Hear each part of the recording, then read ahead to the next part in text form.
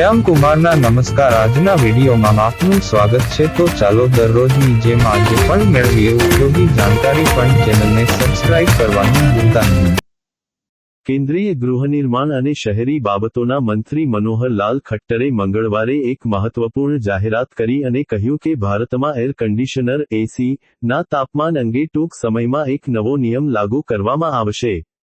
આ પ્રયોગ હેઠળ દેશભરમાં એસીનું તાપમાન 20 ડિગ્રી સેલ્સિયસથી નીચે અને 28 ડિગ્રી સેલ્સિયસથી ઉપર સેટ કરવામાં આવશે નહીં। દેશમાં ઉર્જા વપરાશ ઘટાડવા અને આબોહવા પરિવર્તનની અસરો ઘટાડવાના ઉદ્દેશ્યથી આ પગલું લેવામાં આવી રહ્યું છે। ખટ્ટરે કહ્યું હતું કે આગામી દિવસોમાં એસી માટે તાપમાન સેટિંગ પ્રમાણિત કરવામાં આવશે।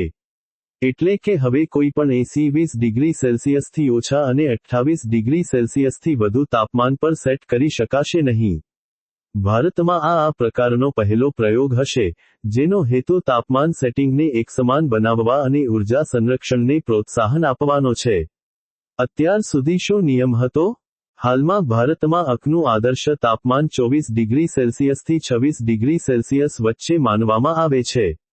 પરંતુ મોટાભાગના લોકો તેને 20-22 ડિગ્રી સેલ્સિયસ પર સેટ કરે છે, જે વીજળીના વપરાશમાં નોંધપાત્ર વધારો કરે છે।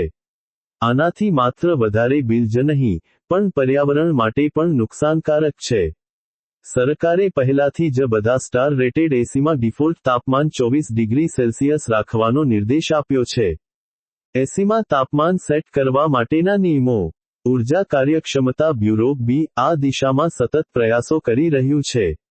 તેઓએ માર્ચમાં એસીના સ્માર્ટ અને ઉર્જા કાર્યક્ષમ ઉપયોગને પ્રોત્સાહન આપવા માટે લોકો પાસેથી સૂચનો પણ માંગ્યા હતા। નવા નિયમોનો હેતુ વીજળીનો વપરાશ ઘટાડવા, ગ્રીનહાઉસ ગેસ ઉત્સર્જન ઘટાડવા અને આબોહવા પરિવર્તનના ખતરાથી બચવાનો છે।